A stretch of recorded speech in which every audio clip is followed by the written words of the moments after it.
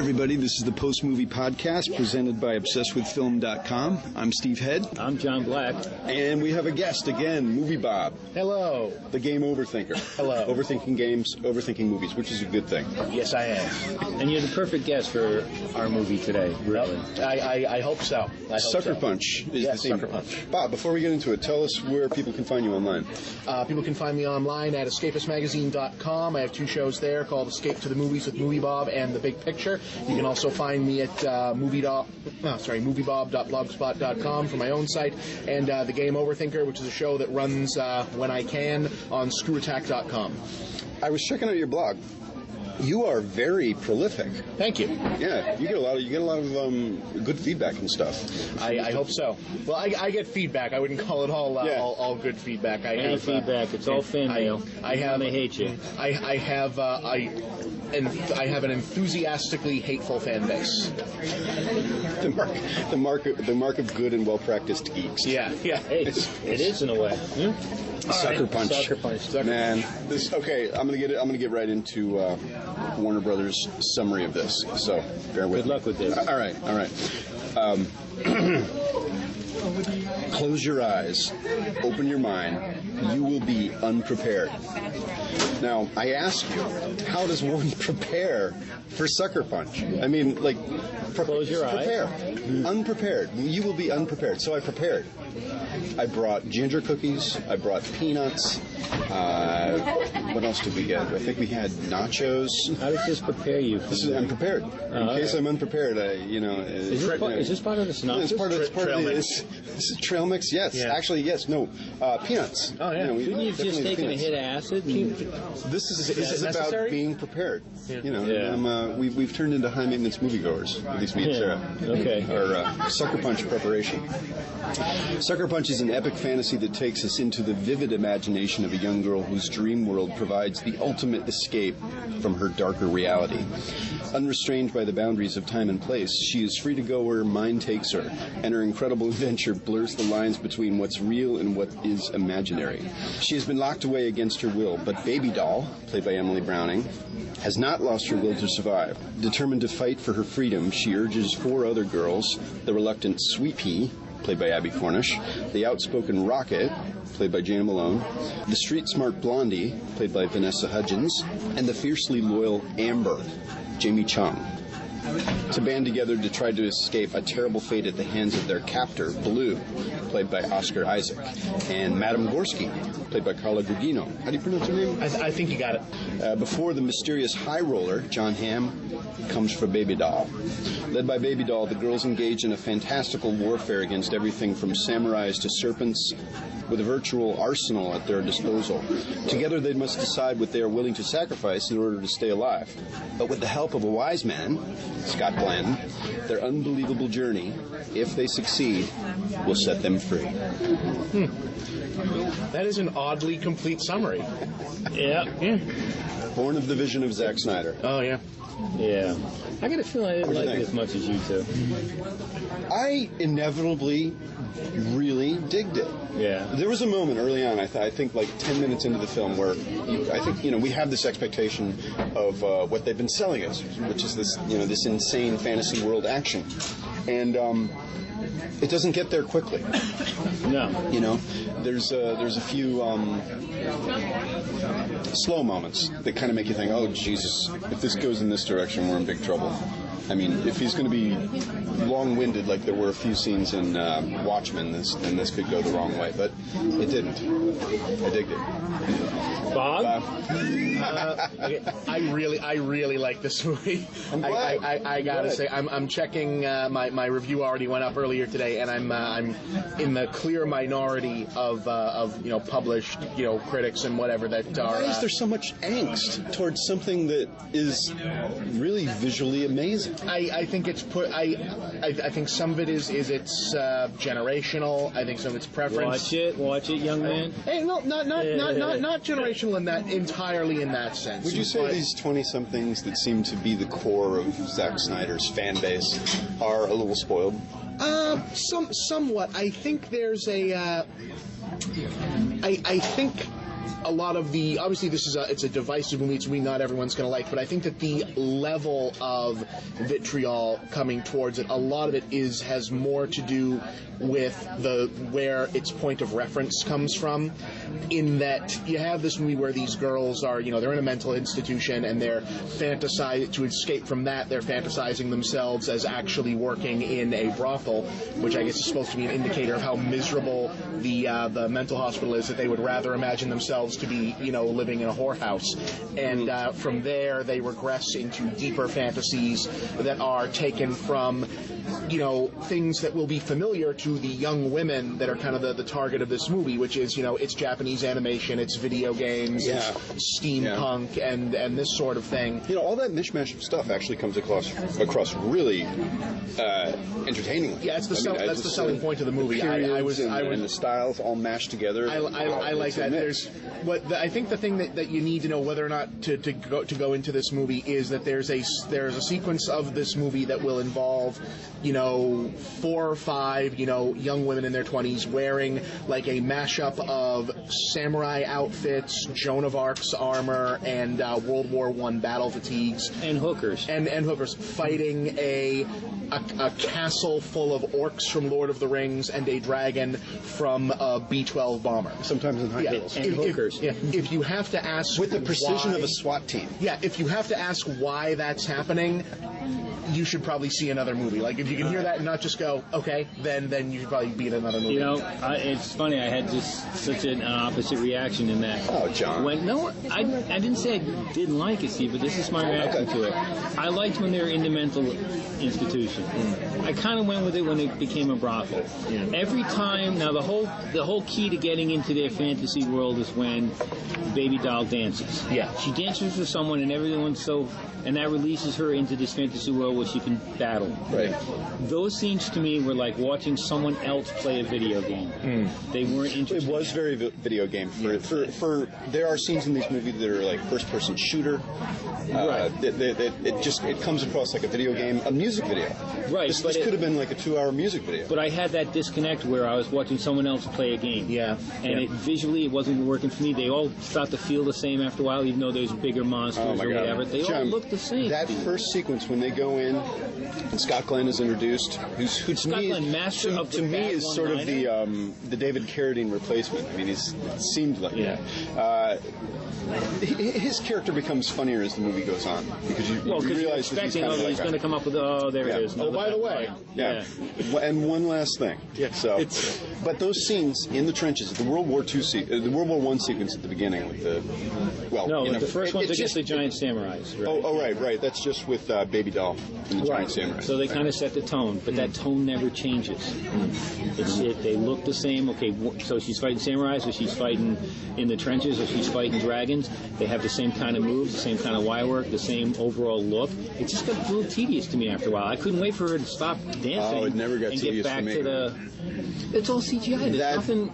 Well, you can look at it that way, but the World War I scene where the girls in the trenches are taking out those zombie-like Germans, man, that was freaking cool. Well, it is worth pointing out with the CGI that it seems to be almost convinced that the best of those scenes is the World War I scene, and it's probably no accident that that's the scene where they're going hand to hand against actual guys, whereas in the other one it's against a dragon, which is very impressive. It's a good dragon. It's not quite Dragon Slayer, but it's good. And and then later on there's the robots, which are all CGI. I liked the fight scenes, but I can. You mean the robots in the train sequence? Yeah, the robots in the train sequence. Right. The World War I German soldiers are steam powered zombie those robots were completely virtual. Yeah. As I was reading up on the film, they actually did Zack Snyder has them fight sort of like Lord of the Rings orc type characters. Yeah. And then the World War I guys, and they were doing actual fight scenes there with choreography and built sets. And although they were the green screen environment in the upper parts of the set, were the robots in the train scene were actually that was entirely CGI. That was like all green screen. So you really, as John was saying, remember that was what was that one that Angelina Jolie and it was all shot on green screen. Tomorrow. Sky Captain. Sky Captain tomorrow. This looked a lot like Sky Captain. I like Sky Captain as well. I did too, but I felt like there was nothing new here. Well, that's a good comparison. It does have that very painted look, and it has that World War I look too. Dirigibles. But John, when the girls go into the trenches with the guns and they're just nailing them right and left, the choreography. It's a battle, but it's also a dance. But I don't care. I don't care. It does. I like the action scenes, but I can agree with John to a certain extent that I think this is a 2-hour movie. It probably doesn't need to be 2 hours long, and it's. It was. They cut out like 15, 20 minutes of stuff, especially from the World War I sequence. And it's longer than this. It is. They had more stuff that was actually choreographed to music. We'll talk about music in a sec. It's 2 hours long. I think that you probably could have I mean, the action scenes are the money shots of the movie, but I think each one of them probably could have been shortened down by about half and would probably pop a little better, because it is sort of I like them and I like the movie, but I do think that this is very much like a passion project for this director. It's his first original screenplay. So I think there's a lot of self-indulgence going on here. You had said something last night that this is the movie that Zack Snyder got because they wanted him to direct Superman, and he says, well, I'll do this for you if you do this for me. Well, I don't know that it's specifically to make Superman. I don't know that there was ever that was spoken out loud, but no studio in Hollywood wants to release right now a female-fronted action movie where the action star is not Angelina Jolie, that is aimed at young women. This is not really a movie for guys. They're dressed like they're for guys. Really? Are you telling me this isn't made for young men? I can't imagine women wanting to go see this. The posters are made for young men, but the actual movie, and this could just be a flaw of the marketing, this is not a male-friendly movie. The girls are dressed provocatively, and they're gorgeous young women. There's only one man in the movie who doesn't sexualize the woman. Yeah, and it's Scott Glenn, who's played as kind of an asexual grandfather figure. All the men are these horrible, slimy, toad-like monsters. There's no positive... Perfectly well cast. Oh, yeah, there's no positive male-female romance. All of the important relationships are between the girls. So if it doesn't have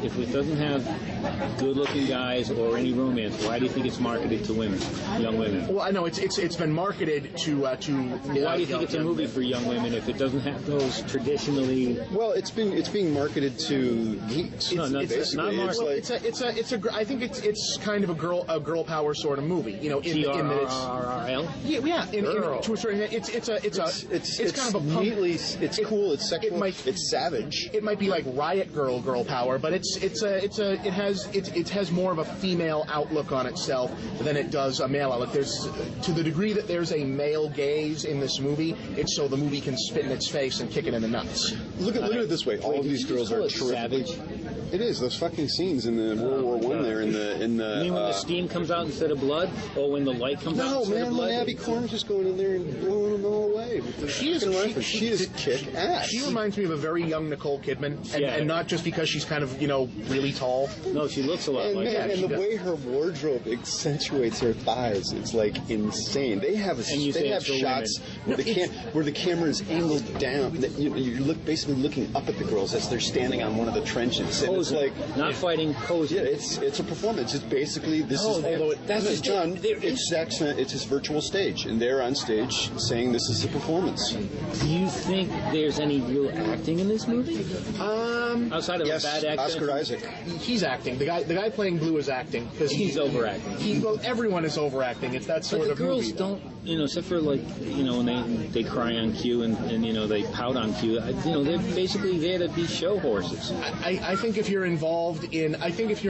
you're dressed up like Joan of Arc, firing an automatic weapon at a steam-powered zombie Nazi, and you're not bursting into laughter or winking back at the camera, I think that counts as acting. If you can keep a straight face through all that, I think that qualifies. I think also a straight face for it would have come across as an acting job. Bob makes the point that this isn't an action film that's singularly focused on a single actress like Angelina Jolie. What you have here is a camaraderie thing, where I think the studio is concerned, like, as so many movies have tried to have films where girls have a certain sense of camaraderie come across. This one tries to do it. I think it succeeds, but it's usually not something that you see in films. Like usually when you have a film with a bunch of girls that's all about camaraderie, you get like Steel Magnolias or I don't know, some like Waiting to Exhale romantic comedy thing with the women sitting around drinking wine or Sex and the City type of situation. This is completely outside of any sense of contemporariness. I mean, it's but it's also trying as best they can to create a sense of camaraderie and oneness between women. Trying as best it can, because no matter how we look at these women, you know, they could be wearing anything. They're still in some way, because they're exceptionally good looking, going to be sexualized. It's almost. How do we get off on this tangent? But you know, no, but I'm just trying to explain that, you know, that's the task at hand that they're but trying for me, to. the only interesting part of their camaraderie was back in the mental institution, when there's actually story and dialogue and I dig the camaraderie on the battlefield. It's all posing, Steve. They don't. It is, but that's what guys do in war movies. These aren't guys. In those scenes, they kind of are, though. It's part of the point of those scenes is that even though they're dressed like that, and that's when it comes to the costuming, there's two levels to the movie. You know, in one level they're in a burlesque house basically, or a brothel, and the costumes there are very much, you know, specifically guy fetish costumes. It's a lot of animal print and leggings and whatnot. Yeah, they're basically wearing what you told them to wear. Yeah, but then when they're in like the dream things, yes, those are sexy costumes, but those look more like, you know, like cosplay, you know, like you would see. Those look like costumes that they might dress themselves in. Right. So we're interpreting this as like this is their image of themselves as being like the ultimate version of themselves, the ultimate powerful version of themselves. There's a multiple level thing to it, and part of it is, you know, you're right, in the action scenes, you know, not only are they treated like, you know, guys, but you'll notice that Scott Glenn sort of orders them around like guys. You know, he doesn't. You know, I think it's kind of important that he doesn't actually participate in the action scenes. Like, he never comes in and saves them. He basically says, "Okay, go shoot the thing. You know, here's your thing," and then there you go. There's an interesting, you know, gender inversion dynamic going on in this picture. As a player of video games, would you say that he's basically providing the parameters for each vignette? Yeah, he's the guy. The vignettes are all. The whole movie is structured very self-consciously like a video game. They have to find 5 specific items to make this. You know, they have to find like a knife, a key, a match. That's actually important. I should have mentioned that earlier. It's very much plotted, you know, intentionally like a Zelda game, despite being set in what I think is supposed to be the late '60s, and at least judging by the way you don't know. You don't know if it's the 20s, the 50s, the 70s. Given the type of medical procedures that we're seeing done, it would seem to be the late '60s. Oh, you mean that business? John Hamm does not. This is how committed this movie is to making men, you know, images of pure evil. Is that John Hamm shows up and looks hideous? I don't know if he looked hideous, but he looked totally out of place. Sweaty and smarmy. When the lobotomy doctor shows up, I mean, they're all waiting for this. You know, first, he's, you know, in the dream sequences, he's the high roller. He's the one who's going to take Baby Doll and make her his own. But he's also this lobotomy doctor. Right. I can see why he comes in as the high roller, because you're like, hey, this John Hamm is a high roller. Yeah. But then you see him as this lobotomy doctor, and all I can think of is that's John Hamm. I don't see a doctor there. It's like it's stunt casting. It's a cameo. It is like everybody in the theater was like, it's John Hamm. Yeah. Right. Well, no, it's all the women in that theater are going, oh my God, it's Don Draper. Oh my God. Yeah. And Don Draper shouldn't just show up and pull me out of the movie. I mean, Scott Glenn, I'm buying him as his character, even though at first you go, he looks awful. Why is that? What? Yeah, he seems to be having a good time though. Right. He's been in this game forever. It's a paycheck. Yeah. You know, they've really established, like, the coolness of this movie is done right away with the music, the rhythmics. I freaking dig it. It's like a mix. It's like a mix, John. It's like a mix. No. Yes, Bjork, Army of One, the Beatles, Rabbit. Tomorrow Never Knows. I don't need to hear White fucking Rabbit discoed up John. And with the bass thumping at me. He did this with Watchmen. It's a little over the top, hand-fisted music. But it's a theatrical experience. It's trying hard to be, but it's not working for me. Well, he did it with Watchmen, find- but actually he didn't, because I think a number of those songs were already mentioned in the comics, so as part of the thing, he had to put them in the movie, but these are his choices. Well, Watchmen did have a few out of place Simon and music Garfunkel? cues.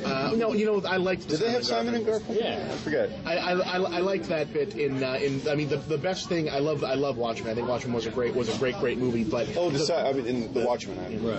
the best thing in it is the Bob Dylan number right at the beginning with the track back through history. That's Fabulous.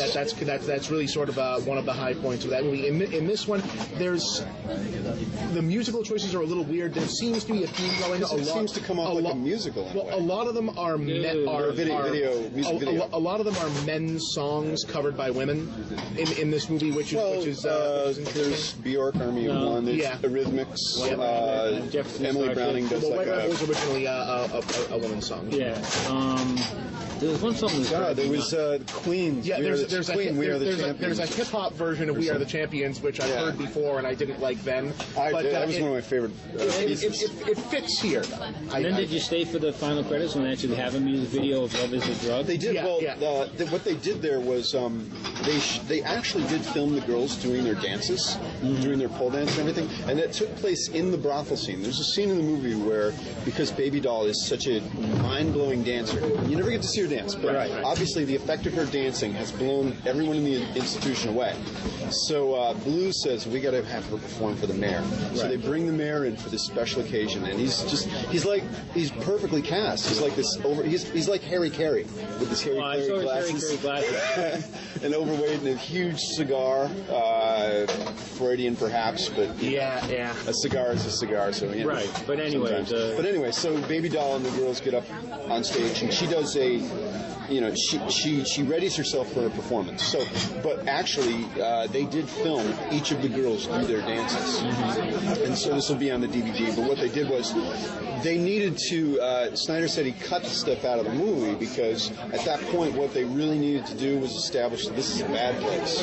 This is, we got to keep up with the menace that's going on here, and the dances. They look like they're having so much fun doing it that it didn't work. So they put clips from it during the credits, and the rest would be on the DVD. But it was much longer. Don't you feel a little bit cheated? And there was a pole. It was pole dancing. Don't you feel a little bit cheated that Baby Doll obviously has this hypnotic effect, and you never see her move? All I could think of was like, she can't really dance. That's why we don't have it here. I get the sense that this is intentional, that we're supposed to leave it up to our imaginations. That there's no, because in the comics of this week, it's again the dances are taking place in a fantasy sequence too. But I agree with you. I agree with you though. He doesn't leave anything else up to our imagination in this fucking movie. Give me some dancing. She kind of sways, and then a snowflake falls on her eyelash. It's basically, I think the transitions happen on the camera zooming into her eye. We hear the other girls comment on what we hear the other girls comment on what she's doing, and apparently she's just writhing around on stage like an animal. So, dude, give me 10 seconds of movement before she, disappears into the video game, and then when she come back, okay, she's sweaty, and everyone's like, whoa. Well, she didn't prove herself as a dancer, so we're not mesmerized like Blue and the mayor were. But I just feel a little cheated that again, I'm like, because the movie's not hooking me, I'm having time in my head to go, she can't dance. Whether she can or not, I don't know. I'll never know unless it's on the extras of the DVD. But I just felt cheated that way. That I suppose there will be like Watchmen. I need to be coached into the world. There's an R-rated director's cut DVD of this. That's another thing too. It was PG-13. This needed to be. Yeah, this should have been an R. I didn't need to see any more of the girls. Yeah, but it was very. But I think you make it an R, you're not going to get.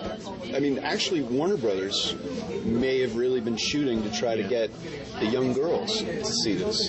So many movies are made with the focus of getting the teenage guys, 20-something guys. I think they've got them with the posters though. Yeah, I think they're in. And I think at the same time they're going to stop young girls who want to go see it because of the posters. It looks like a violent action movie with. I would love to see the R-rated version. I think a certain amount of there's a certain type of young women that will go see this. No matter what. Angry. But those they don't count. No. Some of my favorite women are angry. Well, yeah, there's I think that like the punk girls and the cosplayers and whatnot. This will probably be a big movie for them. them. Are they big enough to make an opening weekend? I don't know.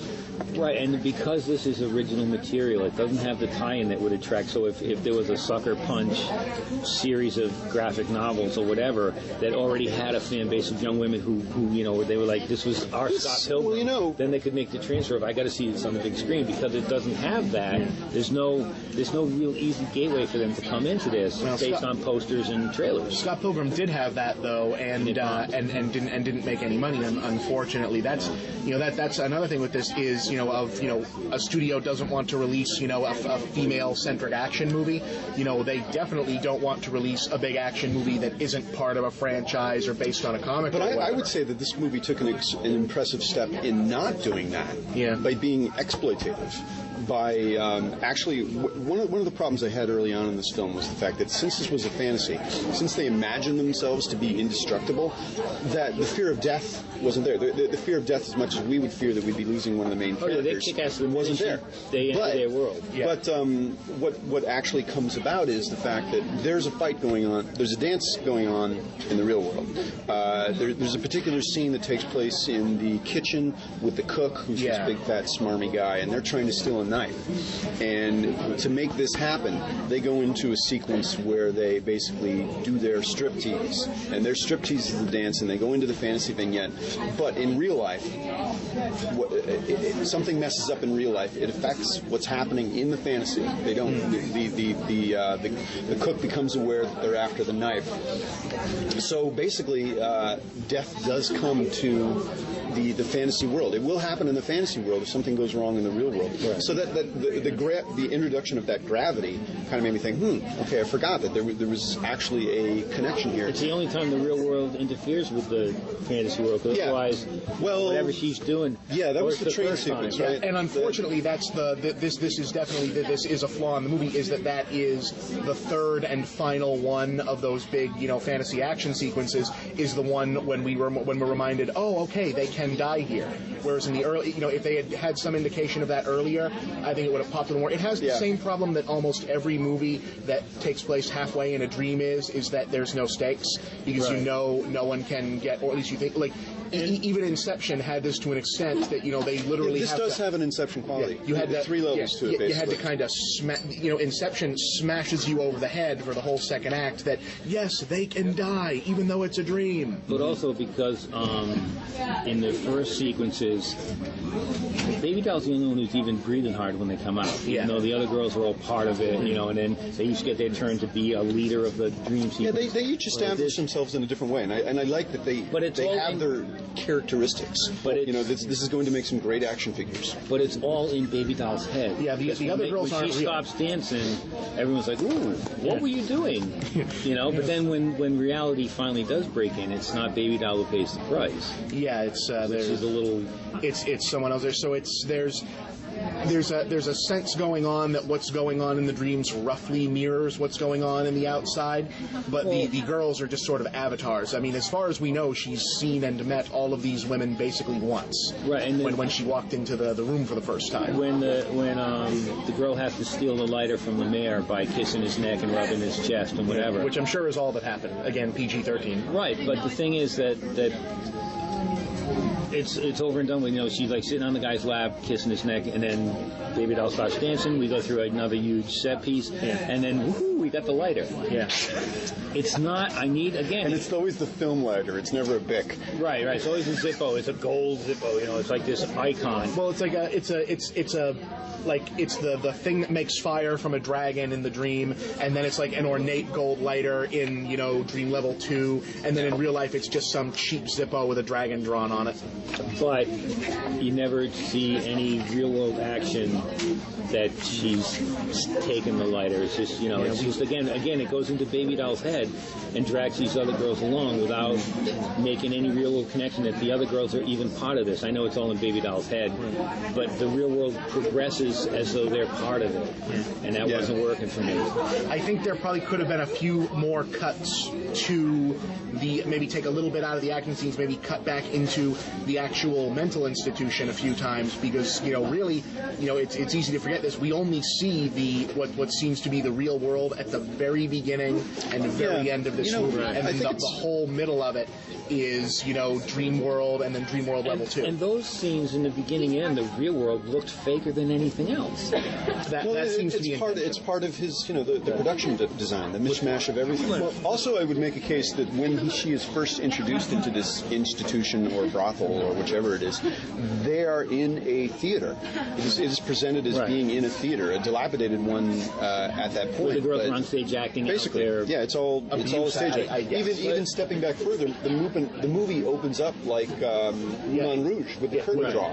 But when you mentioned that it's all part of, that the two bookends of reality look that way because it's all part of his vision or style. But there's not enough change for me. It always there's never a ray of real sunlight that makes me think, oh, this is the real world, and this is the world inside the institution, and then back in the real world.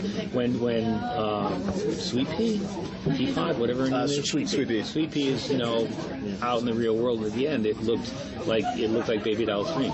Well, I think that is though, because we're.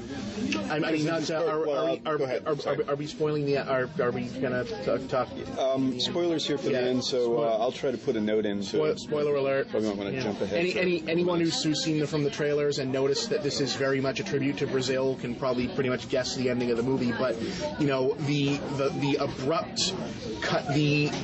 We start out in the real world and we go into the mental hospital, and then she seems to have what I guess we're supposed to interpret as Baby Doll has a psychotic break with reality and imagines, this brothel universe and then the dream universe within that, and then we zap back to reality at the moment a lobotomy needle gets slapped into her eye, ending it, and then we stay in there, and then after that we get a vision of Abby Cornish getting on a bus that is suddenly this very dreamlike image. It looks like the Wizard of Oz. There's a scarecrow, and then Scott Glenn is there again.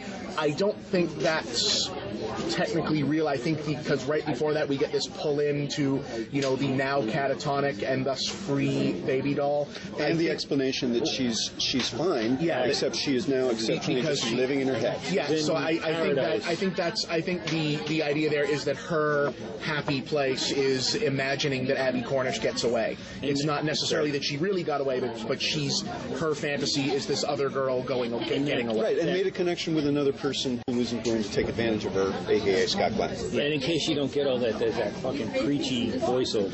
The voiceover, God. The voiceover needs to go. Suddenly we're in Sunday school. I understand what they're going for, but I understand. Hire a better writer. I could watch and listen to Carla Gugino read the phone book in that accent, but was there any real reason to give her that fucking accent?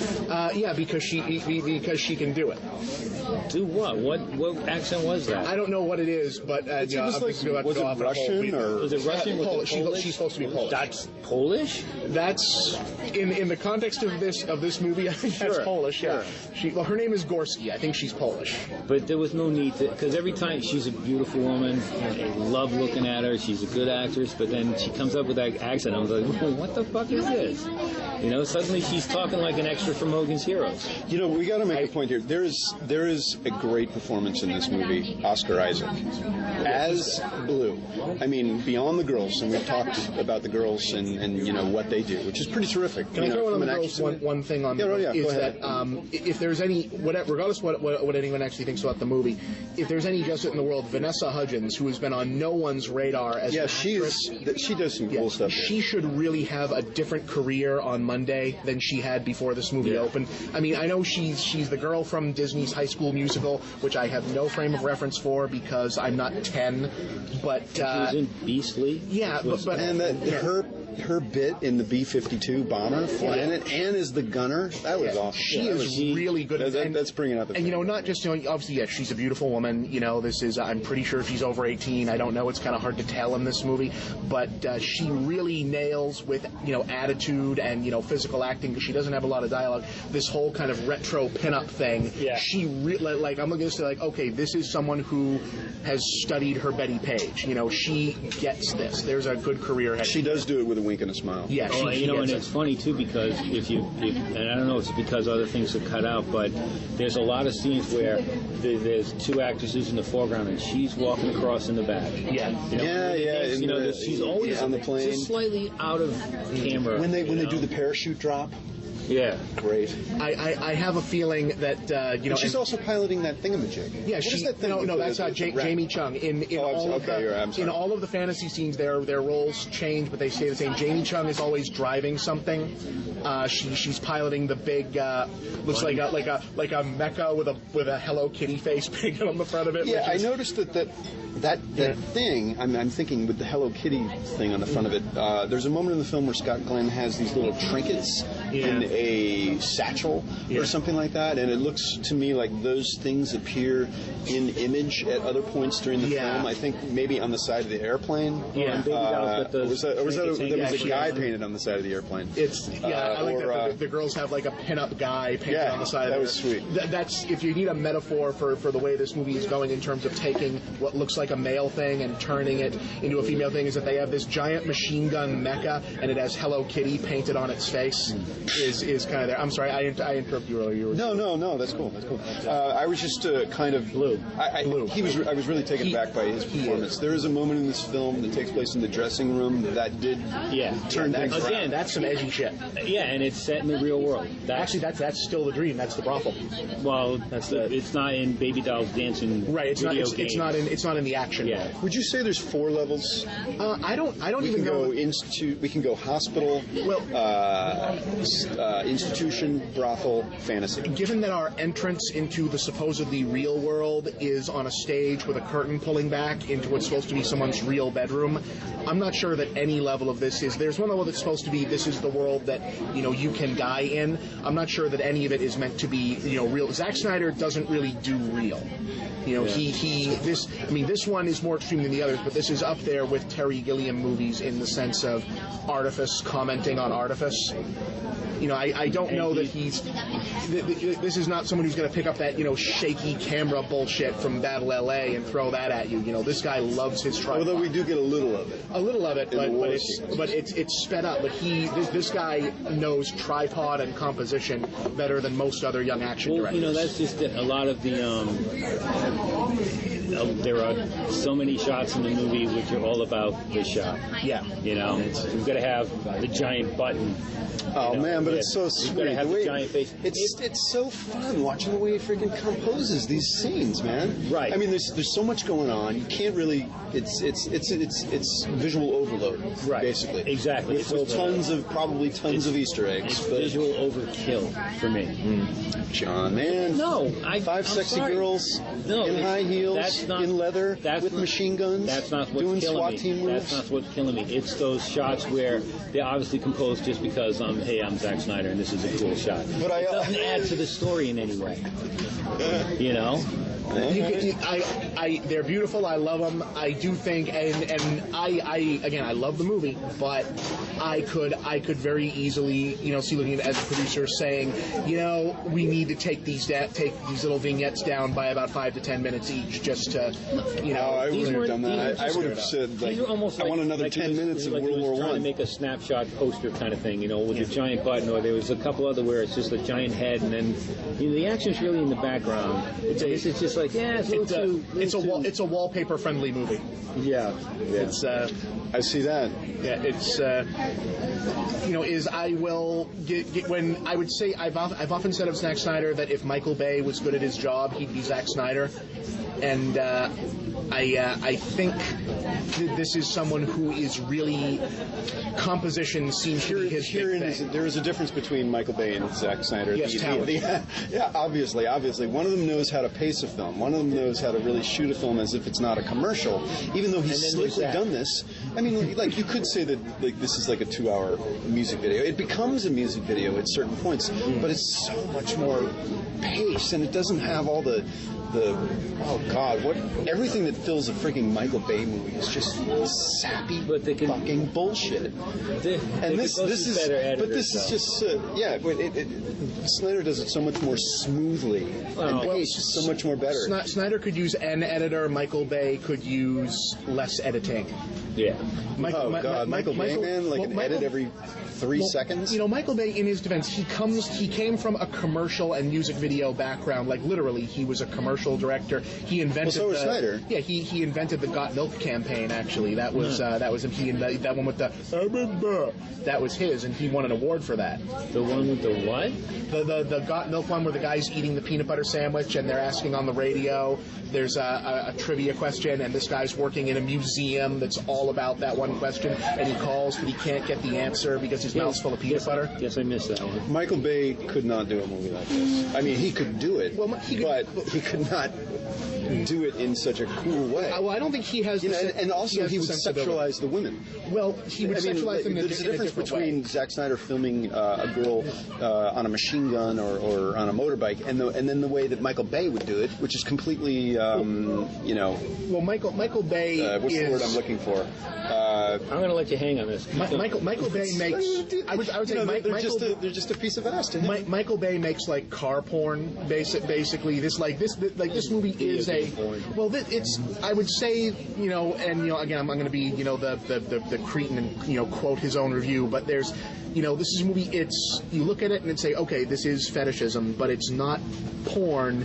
It's burlesque. There's a camp element to it. It is burlesque. And there's a sense that it's kind of, empowering for the girls in question because they're getting to, it's expressive, and it seems like, obviously this is not, you can't blanket say, oh, all women are going to like this, but I think there are more, women, especially young women, who are going to look at this and say, yeah, I'm all about this, than a lot of people would think that there are. Whereas a Michael Bay movie, I can't imagine any self-respecting, human being, let alone young woman, coming out of like Transformers and saying, oh yeah, I want to be Megan Fox, I want to be that girl dry humping a motorcycle. That is the true fantasy, and a fantasy that is just. I can't even believe I'm doing like Michael Bay and Zack Snyder. Oh my god. You can edit that. I'm sorry, we man. hit a wall John, on this movie? We have. Would you say people should pay for it? I paid for it. I fucking paid for it. I paid $6 to see this thing. Would you go? All right. It was fine. I wouldn't pay the extras to see it on fucking IMAX. I don't know. I'm glad it's not 3D. Yeah, Can we just say this is a movie that easily could have been one of those post-converted into 3D things. And it wouldn't have. Is this an IMAX 3D? No, it's an IMAX. It's an IMAX, but okay. not in 3D, and that's a good thing. Yeah. I don't hate 3D like a lot of other people do, but it's so good that this is like a big action movie that to see it, you're not going to have to pay $15 to watch it through muddy-colored glasses. Yeah, and it doesn't need to be projected, with. I saw it on a regular screen. It was fucking loud enough. They had it cranked up to 11 with the sound, and it, so I heard every thump. But yeah, it was worth seeing. Yeah, definitely. I'm gonna see it again. I think this is the first big movie that's actually worth talking about in 2011. There have been good movies more, but this is the first big movie that I can actually say that, there's something to talk about after this movie. It has a lot to say about gender and a lot about identity and that sort of thing. Do you think it's going to be a hit? I'm sorry, what? Do you think it's going to be a hit? I don't. That is the big question. I don't think it's going to be a hit because, again, ladies better get out and patronize this. Movies, statistically, action movies that have female leads that are not Angelina Jolie or Mila Jovovich do not make money. And, not for nothing, Warner Brothers released this movie. It's a Zack Snyder passion project. It's his original screenplay. They released this movie because they want to keep him happy and on the reservation so that he'll make Superman, which is his next movie. But the only thing it has in its favor is it's not opening up against anything big. It has The Weeknd, basically, except for it's like Battle Wicked LA Kid had The Weeknd. I don't know why, but it had The Weeknd. Battle LA, as much as I didn't like Battle LA, did find an audience. There's a lot of people who have decided that Battle LA is a huge patriotic political statement. It's all about how awesome the Marines are. They think it's a coded, thing about, terrorism or whatnot. And this one, it's at its most goofy. Yeah, it's the worst parts of Battle LA are these mournful scenes of, that look like, God bless the Marines, love the Army, love soldiers, God bless America, very patriotic person myself, love the Captain America trailer, but...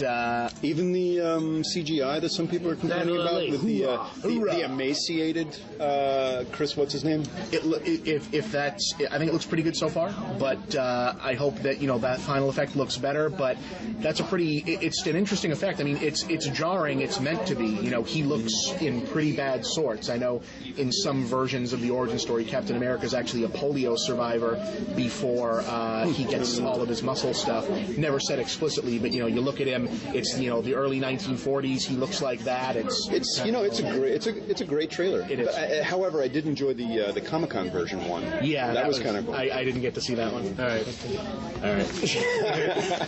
I think it's time to move on to picks of the week. And John and I think we're going to do the same thing. Yeah. And it's a subject that Bob can join in on because he's familiar with this awesome package. And it's funny that we just talked about how this movie, how about the Sucker Punch didn't sexualize women, blah, blah, blah. It sexualizes them in a different way. Right. Now we're going to talk about the 12 film set Girls, Guns, and G-Strings put out by Mill Creek, and it's a celebration of all things Andy Sedaris. John, the look in his eyes when he says suddenly, such glee and such happiness. I was kind of like filler in the first review. Now I'm like, I'm going to be the lead dog on this one. And the thing is, I don't know this man. I don't think he studied in film school.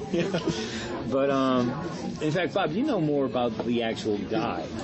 The name is more familiar. Andy Sedaris was, I'm just turned 30, so the Andy Sedaris movies, which are basically B action movies with cast with bodybuilders and Playboy centerfolds. You can see them. I used to work in a video store, and you can see his stuff on the shelf. Oh yeah, the cheesiest 80s glitziness, like VIP event club. It was this was the Prestige Worldwide Video. Like the logical transition in between, the Emmanuel movies and then and then Baywatch is this. This is the cheesiest. They're awesome. Oh. Yeah, they are. They're awesomely bad. Yeah. And watching them, there's 12 movies in this box set, and I've made it through 4. John says to me the other day, Steve, you have to see Malibu Express. There's this movie, Malibu Express. I'm telling that to everybody because it's Mill Creek. What does this whole set cost you? Like $3? Yeah, this is. I'm gonna go get this because. If only for Malibu Express. Oh yeah. These movies were a very important part of my adolescence. I'll just leave it at that.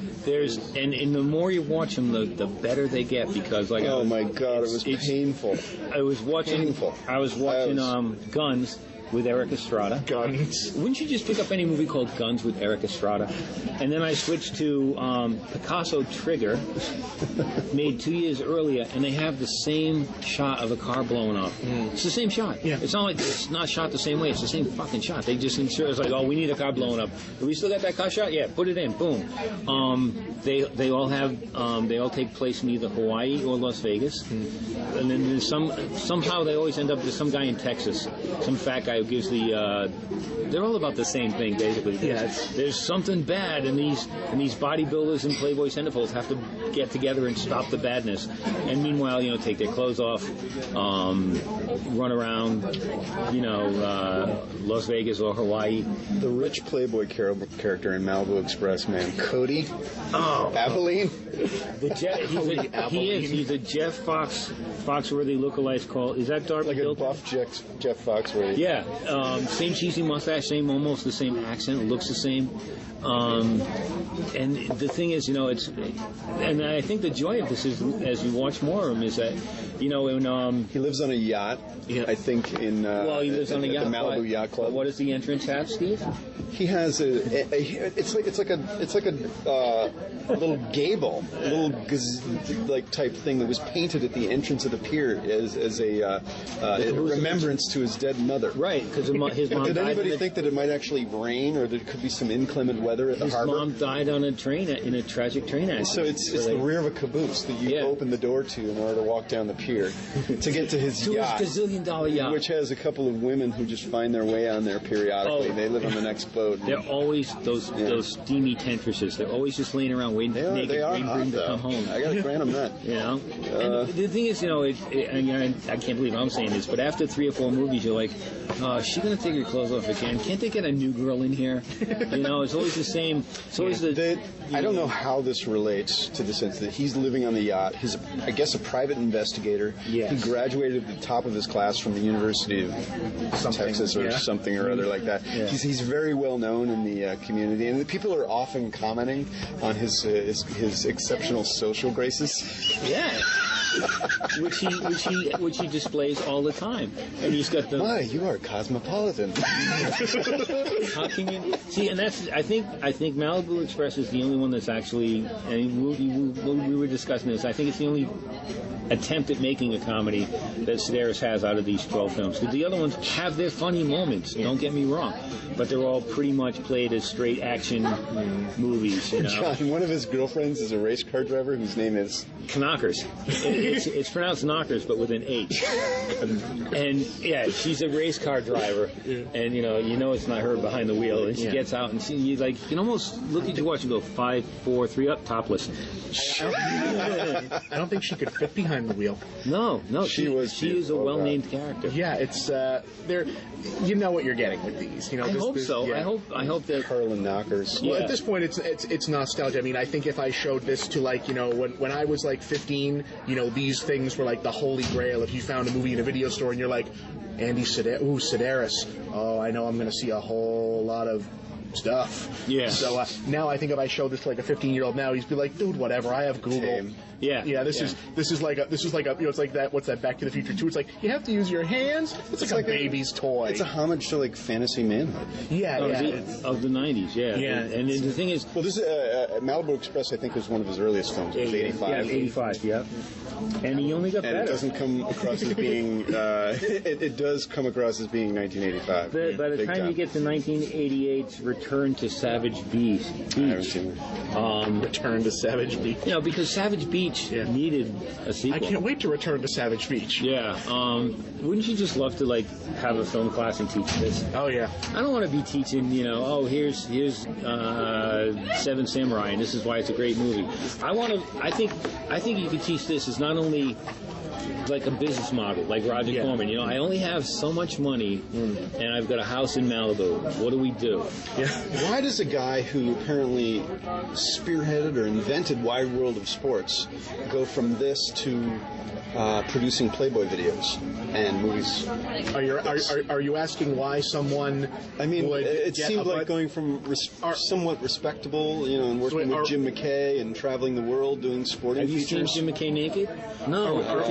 Are we asking why someone He would directed. would go to Hawaii and make movies where Playboy models get topless and shoot machine guns at each other and then get paid to do that? Because I think that's kind of answering its own question. That's true. It's a pumped package of centerfold action. But I could, as it says on the cover, but I couldn't believe he directed the 1968 televised Olympics. I mean, he's an accomplished and I'll bet television if you director. go back and look at those cheesecake shots, we're not even aware of. Yeah, Suddenly that's where we got our gymnast Should fantasies. that have taught him something about filmmaking? I mean, this guy may be one of the worst filmmakers. Well, It in taught what him about respect? pushing product. Wait. In what respect is he one of the worst filmmakers? Where should I go down that road? I'll watch these over Michael Bay. Composition, Yeah, I would watch these. music, Michael Bay. editing, Music. Have you ever heard a everything Casio being. keyboard? None of used? these people are without. They're all self-conscious. Well, you can't. Everything is. You can't bring that critical eye to. The director's Junk food job like is to this. create an ambiance. Yeah. He and does. the ambiance that is created here is we are making a bad movie. No, wait. This Whether is you like- agree this with it is- or not, he creates the Andy Sedaris ambiance, and he carries it through the 12 films almost without changing. It's constant foolishness. The ambiance. I think these people really believed that they were making something quality. That Right. they, in their best effort, were trying to do. You can see that there are elements of 80s action films where these actors were, trying to do what Sylvester Stallone or Billy D. Williams was Some of doing. these are better than some of the they Stallone think stuff. they're doing that, but not. I would watch Malibu Express over Cobra in a fucking heartbeat. I don't know. Cobra's I would have trouble watching Malibu Express again. I would watch. Not for the ladies, but Right. it is not. I'd watch any of these over Tango It's and an Cash. amusement, Right. but basically, it's because of its ineptness. It's entertaining. No, I don't. I I don't believe think. that. No, I don't think it's one of those. I don't think these are movies that are so bad they're good. I think it is. But then again, I've only seen Malibu Express. I've not seen his other films. Right, and I don't think if you're gonna, I don't think you should. I don't think it's gonna get any better for you. I'm gonna see Picasso Trigger. I don't think they're Enemy that Gold. they're that inept. I mean, they're shameless. I mean, I they're wanna see the exactly other what They're cranked out factory movies. I almost don't want to watch them now because I don't know. You said ambiance. I don't know that these are going to be, the same without the ambiance They're of. Man, I hope Mom and Dad don't wake up. Just Yeah. they're so badly written, horribly, terribly written. I want Gilbert And Gottfried. then, to narrate I'm saying them they, but in once that again, I commercial have to breaks. correct myself because I've only seen No, Malibu I'm not Express. It's gonna, horribly written. I'm not going to defend these as cinema. But they're movies. They're mindless popcorn movies. But I don't think they're Not even awful. fun. They're beer movies. I had They're six-pack I movies. had I shouldn't even do this, but I had more Do it. trouble sitting through Cyrus than I had sitting through any of these. Well, I I know have you to differ with you on that one. But I have a lot more trouble with a lot of mumblecore than I do with obviously cheesy softcore porn. Yeah, I will take these over the quote unquote mumblecore movies for the most part. I didn't hate Baghead. My sensibilities are split. I didn't hate the puffy chair, but that whole I'm sure that's another show. But mumblecore can die for all But I care. I'm not gonna say these should ever have made it into theaters. But growing up in drive-ins where you'd see like 3 movies, this would be the 3rd movie of the night. Okay, this would be, I guess, that would have been an okay drive-in experience. Sean, what else did you enjoy? Out of all of Tell me, these? if you had to recommend one to me, what would it be? I would go with Guns because you get to see Eric Estrada as a horrible performance. But it's I mean that's just it because they are. I mean literally they do use the same scenes over. A lot of them open with a shot of the Eiffel Tower. Yeah. Some of them mention that it's Paris. Some of them don't bother. Paris, Texas. Yeah, it's like that's the thing. They're so cheaply made that they have to show road signs to let you know where you are. Oh, we're in Dallas because why? We saw the big Dallas sign. I recommend God, the they one- do that in Malibu Express. Yeah. The it's obvious done one. through the other 11 movies. That's why I think as a collection, it's a goof. It goes to- It's fun. I recommend the one with Julie Strain. That's a trick question. They're all the one with Is Julie she the Strain. blonde? She very tall, usually long curly brown hair. She's in pretty much all of them. Right. Yeah, she's she is in must She's a healthy girl. I did she see must her be in her in 50s by now, and Attack she of the still 60 looks great. I saw her a little while ago. She married. If you ever need a reason to get into the quote unquote nerd industry, I think she married Kevin Eastman, who is you're right. I think so. He is best known. He is the co-creator of the Ninja Turtles. Yeah. And pretty much that. I think he owns a comic book company right now, but he created the Ninja Turtles. But he has been married to Julie Strain for gotta be 20 years I now. recall seeing her in Attack of the 60-Foot Centerfold. Yep, that was her. You know what? It's now Roger Corman's kind of like the elder statesman in some movies. He's Yeah. getting a lot of doctorates, and always someone a lot of his movies suck. Oh yeah, I think But- most of them do. But there was the whole thing where it's like here's $1,000. I need the movie by Friday, Mr. Scorsese. Yeah, Little Shop of Horrors They was can made do in that 3 these days. days. The original Right. Little Shop of Horrors shot in 3 days. The Terror shot in not not even a day. The Terror, which is coming out on Blu-ray. Oh, really? Yeah. Oh, awesome. Really? But the thing is that now, we've got that distance of 30, 40 years, and it's like, oh, Mr. Corman, you revolutionized film, blah, blah, blah. Here's a guy doing pretty much the same. He took the Corman playbook and applied it to cheesy softcore. Yeah. Which is, there's one in the scene where, I believe it's in Guns, where these two hitmen who happen to be drag queens. They're the worst fucking drag queens. They are the worst. I thought they only got into dresses because they were trying to. Is the drag queen an element in an Andy Sedaris thing because of the scenes in Malibu Express? It might be. But these two hit drag queens are given an assignment: kill the woman with the flower. And kill the woman in the blue dress. Yeah. And of course, the wrong woman gets in the blue dress, and she gets killed at this Hawaiian restaurant. Yeah. Then you go to, I think it was Dallas Connection or Paris Trigger, Picasso Trigger, it doesn't matter, where it's pretty much, it's the same restaurant with a different name, and it's kill the woman with the flower, and it's the wrong woman to get the flower. Yeah. Or they put a listening device in a flower and put it on a guy's lapel, and they're driving down the street, and the guy goes, "Hey, look, it's a helicopter, and it's got a bazooka." And that's when they insert the car shot. Yeah. Horribly bad lines in there. That's fun. Yeah. I mean, it's kind of like at the end of a long day, do I want to unwind to watch Seven Samurai? No. Can I slap on Savage Beach and rock myself to sleep? Pretty much, yeah. So I'll try to catch one of these this week. And for the amount of money, again, some of this is 12 for $10. Some of these must be on Netflix Instant. But why pony up the $10 and get the whole collection? Get the collection. Kids, listen to your Uncle John. There's also the last disc that has the trailers for the film plus his intros. I haven't watched. I haven't seen the intros. I thought they would be attached. On the same disc. You sent me the link for the website.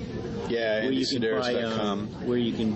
I mean, it's the cheesiest looking website. At the height of it, he had his own magazine and he had a little cottage industry going, and like a lot of the guys working in the softcore industry, the internet just kind of this couldn't happen now because I don't think the intended audience would give a shit. Right. I think the website looked kind of.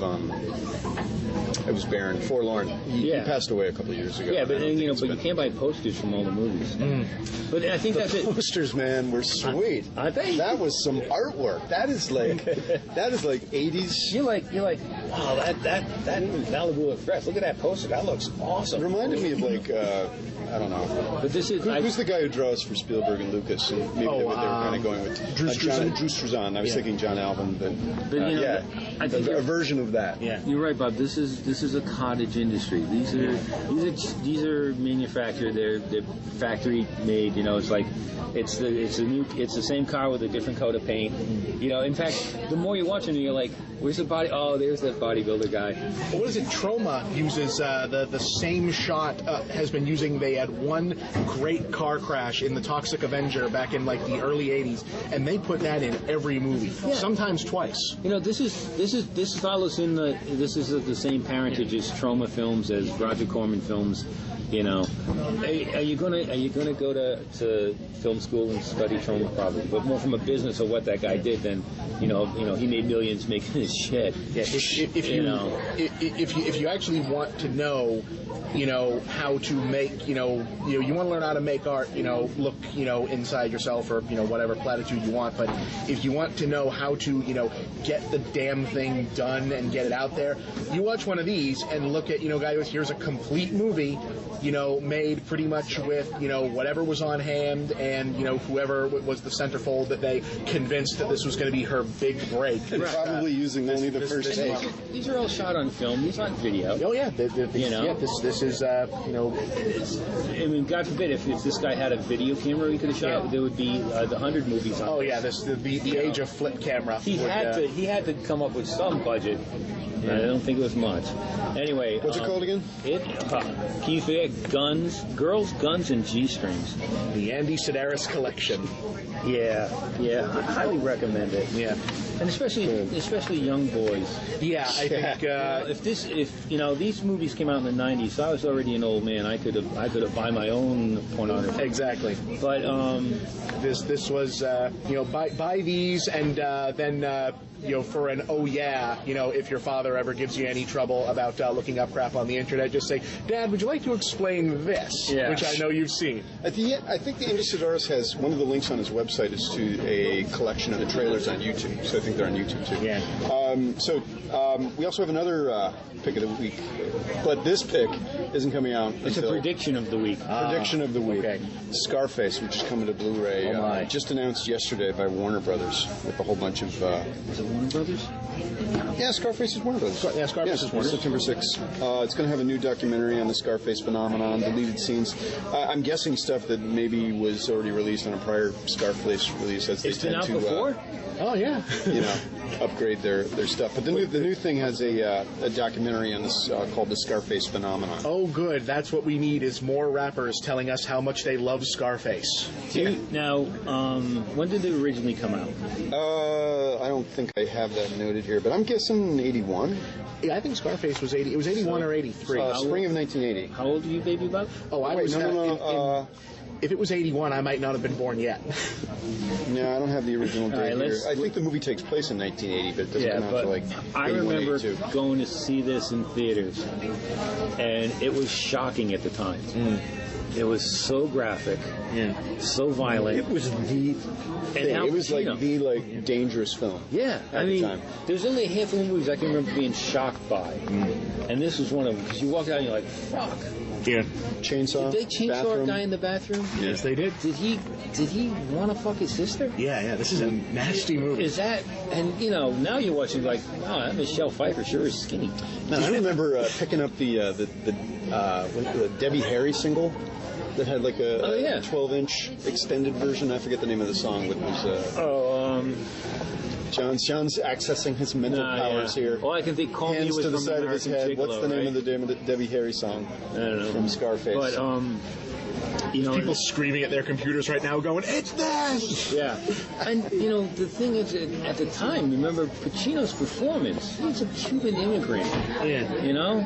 Saying cockroach. Yeah, it's I don't know what planet this Cuba is on that Pacino is coming from, but he kind of makes it work. You'd think that now this would be like really offensive, but I have never met No one ever tells you. Yeah, granted, my white bread suburban ass is not exactly dialed into the Latino community, but I've never heard anyone say of my my Latino friends say anything other than that they love Pacino and this movie. That this is like a huge thing. And it was just, I remember just the whole, and Brian De Palma at the time was such a hot shit director. But there was I remember it was and the thing is now it's just funny. Before the Fall. Yeah, but it's funny because there's all the scenes in the disco or just the and the whole thing was opulence. The world. What's that? The statue? The world is yours. Yeah, the world is yours, and just say hello to my little friend. Now it is. I'd be curious about the documentary because it is such a part of the culture now. Yeah. Well, at the time, it was also very controversial for its overuse of the F word. This is the most uses of the word. I think they still have the Guinness World Record that this is the most uses of the word "fuck" in a movie. Really? And it's also the only one that I believe uses it in every. It uses a noun, a verb, an adverb, a modifier, an adjective. It's Good point, man. Like Tony Montana uses the F word like Smurfs say Smurf. Like fuckalicious. Yeah, exactly. There's one of the extras is called the U Control Features extras on the Blu-ray. One of the U Control Features extras on the Blu-ray disc. Scarface scoreboard. Watch Scarface like never before. Keep track of the number of the times the F word is used and monitor all the bullets fired. Okay, that's kind of cool. That's kind of cool. I'll give him that. Wasn't it like Red Dawn for the longest time was like the most kills per minute in any movie ever? Red Dawn. Are they remaking that? They still doing that? Why mess with a classic? Well, they remade Red Dawn 2 years ago and haven't released it. I guess probably because it's awful. And that's a sign that the terrorists win. Although actually, maybe you've heard about this, is that they're now going to release the Red Dawn remake that they made because the guy who's in it is Thor, and they're expecting it to be really big. I'm that. led to wonder if there was a Patrick Swayze cameo. I don't know, but I mean the original director of Red Dawn has trashed the remake. They're spending millions of dollars to re-edit the movie now. Yeah, John Milius wrote the original. They're spending millions of dollars now to re-edit the remake of Red Dawn because they made, obviously the Soviets aren't around anymore. That when they shot this remake, it was the Chinese invading America, and now it just now occurred to them that China might be offended by this, so they're actually going to digitally change China into North Korea in the new movie. Oh, great, that'll work. Yeah, so they're changing so you'll have a bunch of Chinese actors with dubbed, Korean language, and changing all the posters and such to get into that. And I'm sure it'll suck either way. But so I'll that's have to pick up that on Blu-ray. Oh yeah, Yeah. And Scarface, which we'll probably be talking about again in September when it comes out. If they send it to us. I would buy it, man. Yeah. Really? Yes. I actually buy Blu-rays. But how much is it? I've actually bribed Blu-rays. Really, Astro?